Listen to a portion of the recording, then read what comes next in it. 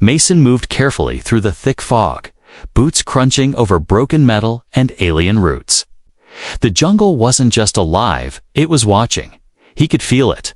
His scanner beeped softly, detecting old tech beneath the soil. Perfect salvage. He knelt, brushing aside moss to reveal a rusted power cell. Human-made, probably from the old war, still worth something if cleaned. He reached for it, but then a sound stopped him. A voice. High, thin, crying. Please.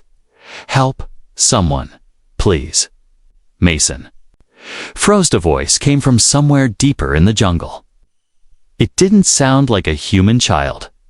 The tone was strange to musical, too sharp at the edges. Alien Mason's hand went to the blaster at his hip. Another cry followed. Please, human. My mom's caught in a trap. His breath caught. That voice. It was calling for him. He should turn back. The fog was getting thicker. The jungle was no place for hero work and helping aliens. That usually ended badly. But the voice sounded so desperate. Against his better judgment, Mason stood and followed it. Step by step, deeper into the blue fog. Trees twisted like frozen tentacles. Strange plants pulsed gently on the ground, like they were breathing. Then he saw her, a small figure. Barely up to his waist, with gray-blue skin and long white hair tangled with leaves. Her eyes glowed faintly green, wide with fear. She had 4 fingers on each hand, all stretched toward him. You're human, right? She asked, her voice trembling. You have tools, please. My mom is going to die. Mason kept one hand on his blaster. What trap? The girl pointed to the east. Metal jaws. It's breaking her leg. She told me to run and find help. Mason narrowed his eyes. This could be a trick. The girl shook her head quickly, tears falling. I don't trick, I swear. I'll go first. You can follow. Just. Come fast. She's bleeding. His heart pounded. He'd seen alien children used as bait before. Whole squads of humans had been lost to that kind of setup. But this girl didn't have a weapon. She didn't even have shoes. Mason sighed and powered on his wrist scanner. All right, you lead. One wrong move, and I leave you. She nodded fast, then turned and darted into the trees. He followed. They moved quickly. The fog grew darker, thicker. Strange insects buzzed past his ears. At one point, a glowing vine tried to wrap around his leg, but the girl shouted, "Don't touch that." And he jumped free. How do you know the safe path? He asked, watching her dodge another strange route. I was born here, she said. Glancing back, the jungle likes me. Doesn't like me? He muttered. She suddenly stopped and crouched. There, she whispered. Mason stepped beside her. Through the thick bushes, he saw an alien woman lay twisted on the ground. One leg inside a metal trap lined with sharp spikes. She was pale and shaking, her blood dark purple. Her long hair was spread around her like a silver halo. The trap glowed faint, red-powered. High-tech dot. Mason blinked. That trap was human military tech. He'd seen it before, used to catch enemy soldiers, even animals. It wasn't supposed to be here anymore. The war was over. The girl rushed forward. Mom. The woman opened her eyes weakly. Sira. She whispered, You found help. Mason stepped closer, carefully examining the trap. It was still active. Any wrong move could close it tighter or send out a distress signal. This isn't alien-made, he said out loud. The woman coughed. No, it's human, like you. Yeah, I figured. Can you get it open? Mason hesitated. Helping? Her could get him killed by his own people if they found out. But walking away meant leaving them to die. His eyes met the girl's. She didn't beg. She just looked at him like he was her last hope, and maybe he was. He took a deep breath and pulled out his toolkit. "All right, stay back. If this thing snaps again, it could take my hand." The alien woman smiled faintly. "Thank you, human." Mason muttered, "Don't thank me yet," and began to work. The jungle held its breath. Mason knelt beside the trap, fingers moving fast over the metal. The power node was small but active. One wrong cut and the trap could slam shut, breaking. The alien woman's leg beyond repair, or worse, ZIRA. The alien child sat near her mother, holding her hand tightly. She didn't speak. She just watched Mason with wide, glowing eyes full of fear and hope. He wiped sweat from his brow. "Hold. Still," he muttered.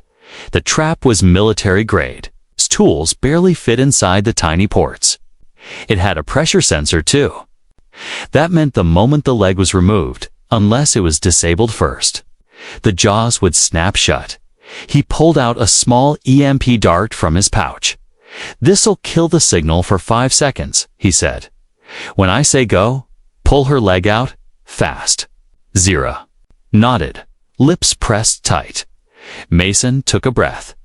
3, 2, 1, now. He jabbed the dart into the trap. It sparked. Zira screamed and yanked her mother's leg free. The trap snapped shut behind them, empty. Mason let out a breath. "Got it?" The mother groaned in pain, her leg bleeding badly now. Mason opened a med pack and started sealing the wound with foam. "She needs rest," he said. "And water." Zira looked up at him. "There's a hidden cave. Not far. It's dry, safe. Can she walk? I'll help her." Mason stood. "Let's move fast. This place isn't safe anymore." They started walking slowly through the jungle. Mason helped carry the wounded alien mother when she stumbled. Zira guided the way, pointing out dangerous plants and hidden drops. The jungle was alive with sound-low animal growls, bird-like screeches, the hissing of vines that moved on their own. Mason didn't like it. This jungle had changed since the war. It wasn't just wild anymore, it felt angry. Like it remembered, they passed the remains of a broken shuttle, half swallowed by vines. Human markings covered the side, barely visible. Zira paused and touched. What happened here?" Mason asked. She looked down. "My father died there." Mason blinked. "He was human." Zira nodded. "He crashed during the war. My mother saved him. They hid, fell in love. But soldiers came later. They didn't." "Like that?" Mason said nothing. His boots felt heavier. "Why were your people even here?" Zira asked quietly. He didn't know what to say. "Orders," he finally answered. Some humans thought this planet had to belong to them. Others just followed orders. Zira looked at the fog. The jungle doesn't forget or forgive. Shiver ran down Mason's back. They reached the cave just before nightfall. It was hidden behind a wall of roots and vines. From outside, it looked like a dead end. But once inside, it opened into a dry, round chamber. Glowing stones lined the walls, faintly lighting the space in soft blue. Zira helped her mother lie down on soft moss. Mason set up a small heater too. Warm the space. For the first time, there was silence. The alien woman spoke, her voice weak, but steady. "Why did you help us, human?" Mason stared at the heater. "Didn't plan to. But I couldn't walk away. Most would. Maybe. But not today." Zira curled up beside her mother, her hands still wrapped in the woman's. Mason sat at the cave's entrance, blaster resting on his lap, eyes watching the dark jungle. He was tired but alert. Then, a noise. A soft click in the distance. Mason's eyes narrowed. He stood and peered out. Through the vines, he saw red lights flashing brief, and far dot scanners, human scanners. Someone else was in the jungle. He turned quickly and powered down the heater. "What is it?" Zero whispered. "We're not alone," Mason said. The alien mother's eyes opened. "They've come." "Who?" "Hunters." Mason clenched his jaw. Hunters. He knew the type. Humans who ignored the war's end. Soldiers turned poachers, capturing alien survivors and selling them for research or worse. They weren't official.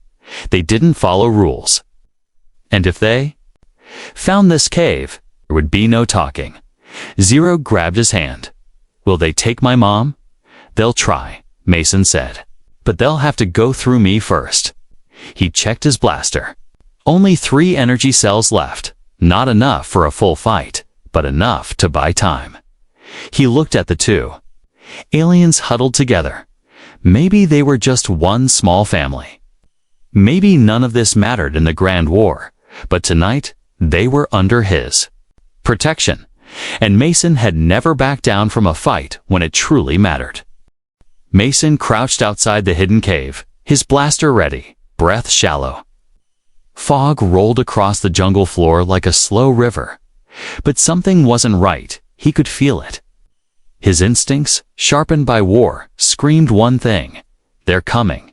Behind him, inside the cave, the alien mother rested, her leg bandaged but still bleeding slowly. Zira sat beside her, wide-eyed and silent, gripping a sharp stick she had carved from jungle wood. "Don't move unless I say." Mason whispered "Zir," a nodded. He tapped his wrist display. The signal pulses from the scanners were getting closer. He zoomed in on the pattern. "Military-grade sweep," he muttered. "Not automated. Someone's carrying that scanner." Meaning, humans, armed, organized. Hunting. Then he saw it through the thick vines. A shadow moved. A helmet, shaped like the old Earth military recon gear. A rifle held tight. And a red light flashing softly on the side. They were less than 200 meters away now. Mason gritted his teeth. This wasn't random. He crawled back inside the cave and whispered, "Zira, they're close. Too close. We need to move." "But my mother, she can't walk," Zira said, voice cracking. Mason stared at the wounded alien woman. She was awake now, eyes calm, as if she had accepted something Mason didn't want to think about. "Leave me," she whispered. "Take my daughter and go." Zero gasped. "No, I won't." Mason knelt beside them. "We're not leaving. Anyone? I just need a second." He looked at the bandage. It was soaked in dark purple blood. The trap had cut deep torn flesh, maybe bone. But what worried him more was the trap itself. Mason had seen the same model back during the war. It was never used to catch aliens. It was used to catch humans. He stood, eyes scanning the cave. "Something's wrong," he said. "That trap you stepped in, why? Was it even here?" The alien mother blinked slowly. "We thought it was one of yours." "It is? But that model, it's from Earthside Command, not Jungle Patrol, and it's too new. This wasn't left from the war." Zero stood. "You think someone put it here now?" "Yeah," Mason muttered, "and I think they wanted to catch someone like me." Outside, more lights flickered in the distance. Voices, now human ones, signals moving. He's not alone. Eyes sharp. "That cave entrance is real close." Mason backed into the shadows. "They knew Zira," he whispered. "You said this jungle likes you." She nodded slowly. "It listens, sometimes, then make it listen now. We need to vanish." She stared at him for a second, then knelt and pressed her hand to the mossy ground. She whispered in a language Mason didn't understand, soft, musical, almost like a song. The moss shifted. Vines moved on their own. Slowly, the cave's entrance began to close, thick roots weaving together like fingers. Mason stared in awe. Your people can control the jungle. Not all of us, Zero whispered, but it remembers kindness. And it remembers pain. He turned back to the woman. We need to move deeper. Is there another exit? She pointed toward the back wall. There's a tunnel. It's old, wet, but it leads to the river caves. Mason grabbed his gear. That's our way out. Just then, a loud crack echoed outside. A tree fell. Then came the voice, deep, mechanical, shouting through a speaker. Come out, human. You're protecting illegals. Under Order 7, you will be detained. Nitrogen, monoxide, mercy. Sierra flinched. Her mother closed her eyes. Mason spat. Order 7 was repealed 5 years ago. They don't care, the mother said. They only care about control. Another blast shook the jungle. Dust fell from the cave ceiling. Mason turned to Zira. Help your mother through the tunnel. I'll slow them down. You'll die, she said. Maybe, but you won't. She reached for him, but he was already moving toward the entrance. Mason didn't fire. Not yet. Instead, set a charge at the edge of the cave, just a small shock bomb. Enough to blind anyone entering for 10 seconds. He aimed to buy time, not start a war. He watched as red beams from the hunters' visors swept the vines. One hunter raised a hand. Entrance is sealed. Another replied, cut through. He's in there. Mason whispered into his old comlink, hoping the signal still worked. Whoever you are, this isn't justice. You're hunting the wrong enemy. No answer, just static. Then, a beep. A signal came back. We know who we're hunting, traitor. The line went dead. Mason pressed the detonator. Boom. A blinding white flash lit up the jungle. Screams followed. Mason dashed back, following Zira and her mother into the narrow tunnel. At the back of the cave, water dripped from the ceiling. The air was cold, tight, but it was their only chance. Behind them, the sound of boots crunching leaves faded into the jungle's roar. Zero glanced back at the sealed cave. Will they follow? U.S. Mason's voice was firm. They'll try. He helped her carry the alien woman deeper into the darkness. The jungle above closed behind them like a secret. But the hunt was just beginning. The tunnel was long, dark, and wet. Water dripped. From the ceiling, the stone walls were tight, cold, and slick with moss. Mason led the way with a soft blue light on his wrist, careful not to make too much noise. Every footstep echoed behind him. Zira supported her mother from behind. The wounded alien woman moved slowly, leaning on her daughter's small shoulders. Keep going, Mason whispered, checking behind them. They might already be in the cave. I'm trying, Zira said, breathing hard. She's heavy. The air was getting warmer. That meant they were close to the exit. Mason paused at a fork. The scanner was glitching. No signal. Left or right? He asked. Zira closed her eyes and touched the wall. She hummed softly, almost like calling the jungle again. She pointed left. Mason trusted her now. She had led him true before. They turned left 20 minutes later. They crawled out into open air. It was dusk. The sun on this planet hung low, huge and red behind the twisted trees. The fog was gone. The river flowed nearby, quiet and dark. Insects buzzed above it. Firelights danced on the water's edge. Mason helped the alien woman sit near a tree. She looked pale. The blood had stopped, but she was weak. We'll rest here, he said. Just a little. Zero nodded. She needs water. Mason moved to the riverbank, filled a small container, and returned. Zero helped her mother sip. It slowly. For the first time, the alien woman smiled. Thank you, human, she said softly. Mason shrugged. Name's Mason. I am Alira, she whispered. And I'm Zira, the child added with a proud voice. Mason nodded. Good. Now we're not strangers anymore. But the peace didn't last. Mason heard it again far off. Crack, a branch breaking. He froze. Then another sound, 2 quick clicks. Not natural, not animal. He dropped to one knee and motioned Zero down. Stay low, he whispered. He crept forward. Through the brush, blaster in hand. The leaves rustled. Shadows moved. Then he saw them. 3 men, humans, moving fast and silent, wearing jungle armor. One scanned the ground with a tracker. Another had a net cannon. The last held a long-range rifle. Mason's heart sank. Hunters, he slid back quietly, breath shallow. They were flanking the river, moving like wolves. Looking for a weakness, they weren't just searching, they were setting up an ambush. Mason returned to the others. They found us, he said quietly. Zero's eyes widened. How? We sealed the tunnel. They must have followed something else. Maybe heat, maybe sound. Doesn't matter now. Illyra struggled to sit up. Leave me again. Take Zero. Mason shook his head. No, that's not happening. He looked around. The trees were dense, full of hanging vines.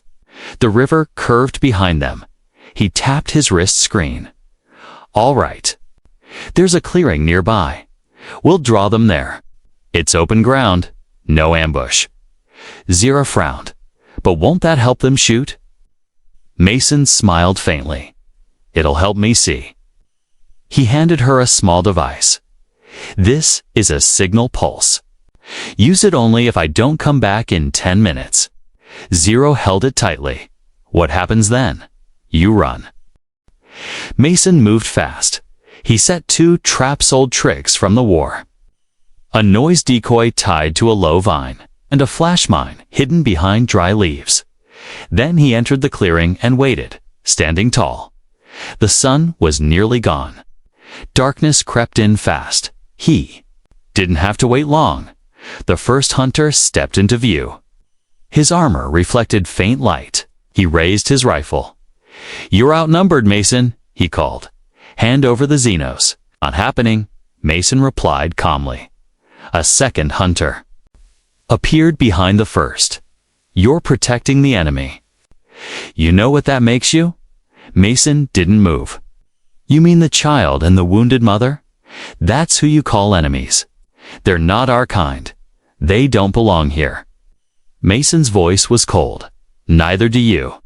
The hunter raised his weapon. That's when the flash mine went off. Boom. Light and dust blinded the 2 men. One screamed. The other fired blindly. Mason ducked and rolled, firing his blaster twice. Zap zap, 1 man dropped. The other stumbled, coughing. Then the third hunter burst from the side net, gun raised. Whip. The net shot out too fast. It hit Mason square in the chest. He dropped hard. Tangled breath, knocked out. The last hunter walked forward, laughing. Should have stayed out of it, Mason. Mason struggled. Then a sudden crack. A vine fell from the tree behind the hunter.Zira. She had climbed above. Silent like a shadow, she jumped down and smashed the signal pulse into the back of the hunter's head. It sparked and shocked him. He dropped. Mason blinked. Zira? What the hell? She smiled shyly. You've said 10 minutes. I waited 9. He grinned, even as he coughed. Smart girl. Back at the tree, Illyra waited, eyes full of worry. When she saw them return, she finally exhaled. Mason sat, catching his breath. We need to move again. They'll have backup. Illyra nodded slowly. But where will we go? Mason looked up at the stars starting to appear above the jungle. I don't know yet. I'll get you there, I promise. Zira leaned against him, tired but proud for now. They had survived, but the hunt was far from over. Asterisk, they found shelter in a grove of stone.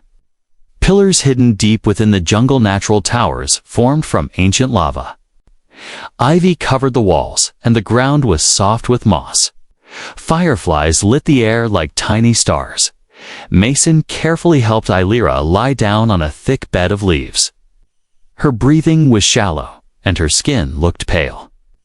Zero sat beside her mother, gently, wiping her forehead with a damp cloth. Night had fully fallen. The jungle outside was alive with soft chirps and slow rustling. But for now, no signs of hunters. Mason kept his blaster close and sat nearby. Facing them, "You need rest," he said. Illyra smiled faintly. "I've rested enough. If this is all the time I have left." Zero shook her head quickly. "No, Mama. Don't say that." But Illyra's gaze was calm, not afraid. She looked at Mason. "You remind me of him," she said quietly. Mason frowned. "Of who?" "My husband, Zira's father. He was human, like you." Mason looked down. "Zira told me a little. That he crashed here." Illyra nodded slowly. "Yes. During the last cycle of the war, he was a scout. His ship was hit by plasma fire. He barely survived the landing. When I found him, he was burned, broken, and terrified. You helped." "Him," she smiled. "Yes, even though my elders warned me not to. They feared your kind. But he was just a man, alone, afraid. I couldn't walk away." Mason swallowed. "What happened after?" "I hid him, fed him, learned his language. He taught me human ways. Jokes, music, stories. We began to trust each other. One day, we stopped being enemies." Zero leaned close. They fell in love. Illyra touched her daughter's hair gently. "Yes, he was kind. And full of questions. He loved the stars, but was scared of silence. He hated the war." Mason listened closely. Something inside him shifted. He wanted to build a bridge between our peoples, Illyra continued.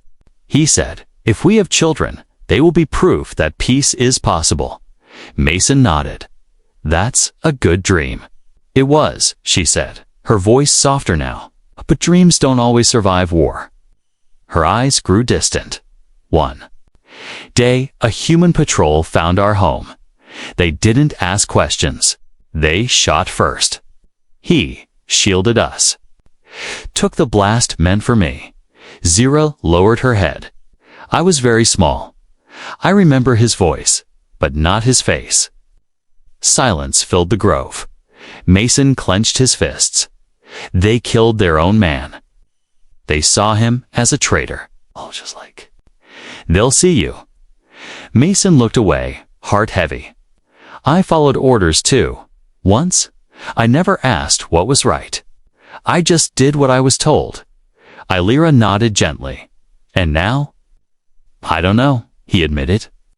"I didn't come here to be a hero. I came for scrap. For survival." But then I heard Zira's voice. Zira met his gaze. "You could have left me, but you didn't." Mason gave a tired smile.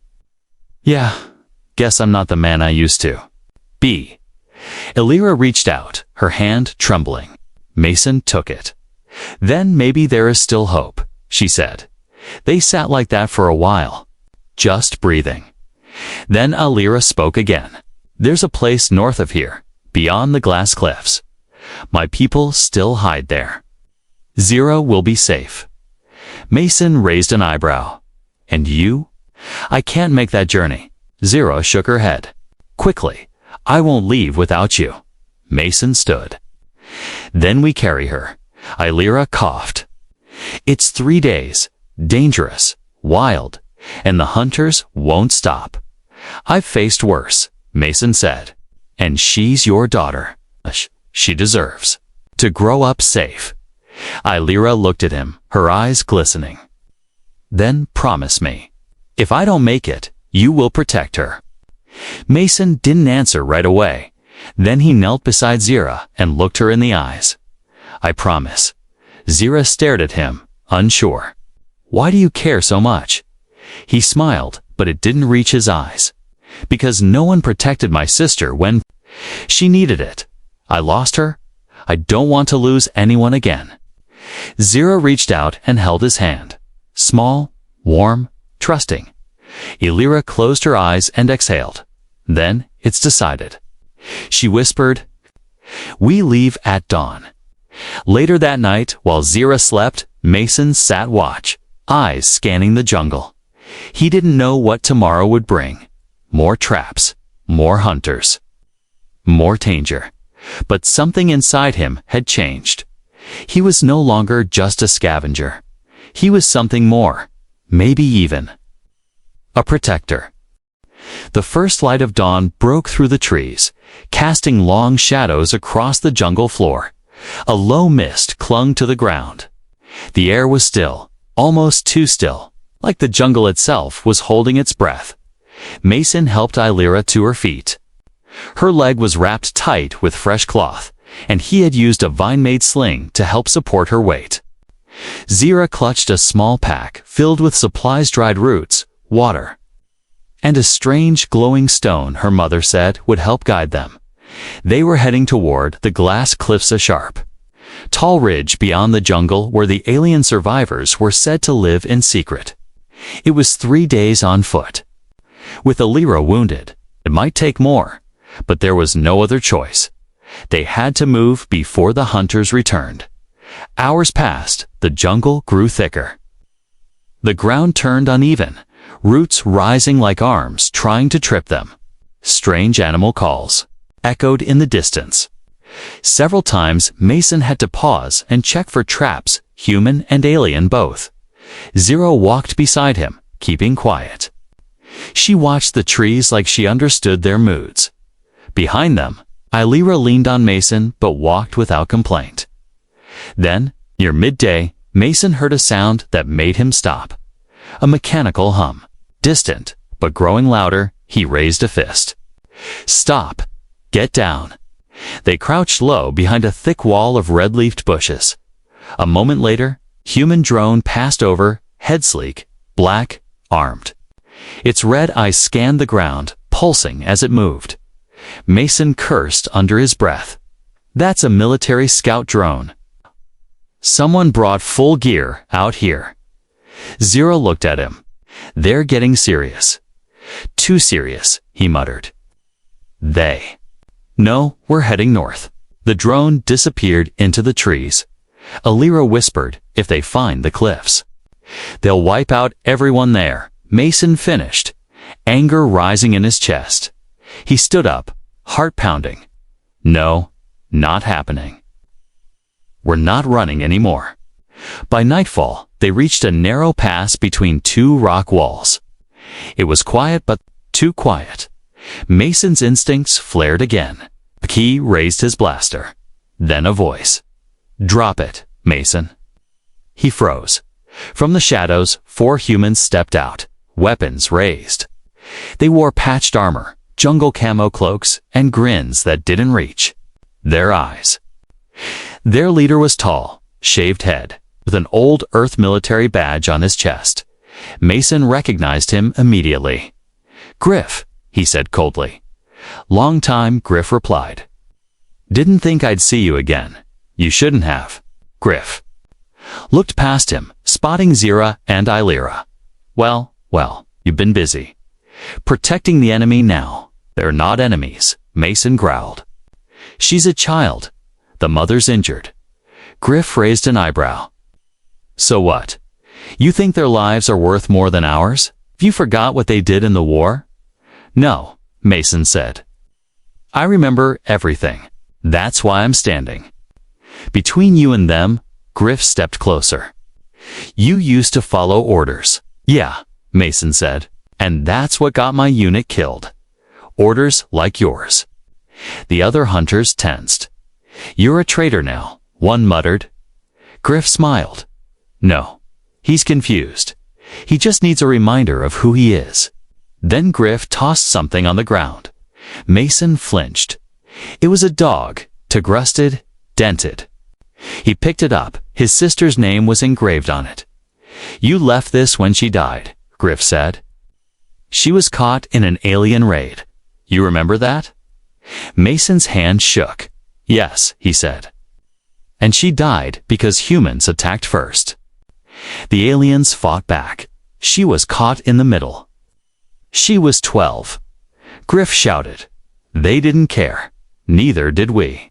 Mason snapped back. "We burned cities, Griff. We poisoned rivers. You think we were better?" Silence followed. Then Illyra stepped forward. Her voice was weak, but her eyes were strong. "I held a human child once while her mother died. I didn't run. I didn't hate her." Griff looked at her like she was filth. "You don't get to speak." Zero moved in front of her mother. Her small hands clenched. "Then I'll speak. My father was human. He loved us. You would have killed him too." Griff aimed his rifle. "Step aside, Mason." Mason raised his blaster. "You do this, and we're enemies. You sure you want to die for them?" "No," Mason said, "but I'm willing to." The standoff lasted seconds, but felt eternal. Then Griff laughed. "You're insane." He lowered his rifle slowly. "Fine, go. But you're marked now. Next time, there won't be words." He turned and vanished into the jungle, his men following him. Without another glance, Mason exhaled and dropped to one knee. Sweat covered his face. His hands shook. Zero knelt beside him. "You were really going to fight them?" He looked at her. "I wasn't going to let them take you." Illyra sat down too, tears in her eyes. "You chose us over your own people," Mason nodded. "Because sometimes your people are the ones doing wrong, and that day." He chose to be human in the way that mattered most. Asterisk, the second night came cold. The jungle had changed. The air was thicker. The trees grew taller, closer. The stars above were faint behind the fog, but Mason kept moving. One arm around Illyra to support her weight, the other holding his blaster low and ready. Zero walked just ahead, guiding them with the soft glowing stone her mother had given her. Every few steps she looked back to check on them. They had survived the hunters for now, but Mason knew they weren't safe yet. "Are we close?" he asked quietly. Zira paused, squinting toward the tall cliffs ahead. "Yes," she said. "Just beyond that ridge, there's a hidden path." Illyra coughed, breath trembling. "They won't take you without testing. Mason, you're human." "I'm not worried," he replied. "You should be." He looked at her. "Why?" "Because they've seen too many humans burn their homes, too many lies. You're asking them to trust the face of their enemy." Mason didn't flinch. "Then I'll earn it." They reached the cliff wall an hour. Before sunrise, the rocks sparkled faintly like glass. Tall vines ran across the surface, and near the base was a narrow split, nearly invisible to the eye. Zero knelt and touched the glowing stone to the vines. The wall shimmered, and then opened like a curtain. Behind it lay a dark corridor lined with soft lights. Like starlight trapped in crystals, Mason helped Illyra inside. Zero led the way with quiet steps. For a moment, there was only silence. Then, soft whispers. Shapes appeared in the shadows, slender alien figures, their eyes glowing softly in the dim light. Most held simple tools, not weapons. But Mason could feel their fear, their mistrust. A tall alien male stepped forward. His robes shimmered like moonlight. "Illyra," he said, voice deep. "You were thought lost." "I nearly was," she whispered. "But this human saved us." All eyes turned to Mason. The leader frowned. "A human?" Mason straightened. "Name's Mason. I'm not here to harm anyone." The alien leader studied him closely. "You expect welcome after what your kind has done?" I don't expect anything, Mason replied. But your people aren't the only ones who've lost family. I lost mine too. Following bad orders. I won't do it again. The elder glanced at Zira, who stood beside Mason proudly. He protected. My mother, she said. He fought his own people for us. The leader was silent for a long moment. Then he stepped aside. Then you will be judged by your actions, not your face. You may enter. Mason helped Illyra down a gentle slope into the sanctuary. Crystals lit the walls. Pools of clear water reflected soft blue light. It was beautiful, peaceful. It felt like a place untouched by war. Zira ran ahead, calling for help. Several healers rushed in. They gently lifted Illyra and carried her to a resting chamber. Before they disappeared, she reached back and took Mason's hand. Thank you, she whispered. Then she was gone. Time passed differently in the cliffs. Mason stayed in a small room carved into the rock. It was simple, just a bed of moss, water, and a small window that looked out at the stars. He wasn't watched. He wasn't locked up. But he wasn't invited either. Days passed. He trained Zira to use a signal blade. She taught him the names of the plants that healed and the ones that poisoned. Slowly, word of what he did spread. Some nodded at him in passing. Some looked away. But none called him traitor. A week later, the elder called for him. He entered a great chamber carved from crystal where sunlight passed through in soft colors. Illyra sat upright beside the elder, still weak, but smiling. Zira stood proudly by her side. The elder spoke. Mason of Earth, you protected those who were hunted. You stood against your own. You chose life over fear. Mason didn't move. He just listened.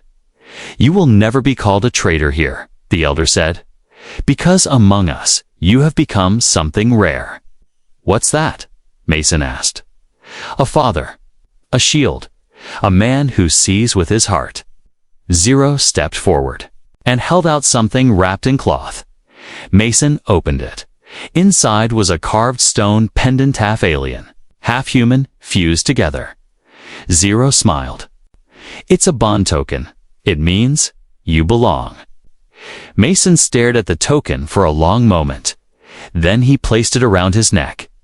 Outside the cliffs, the war still echoed. Hunters still roamed, but inside this sanctuary, something new had taken root. Hope and, in the heart of the jungle, among the ruins of battle and fear, a human once called traitor was now called something else. Family.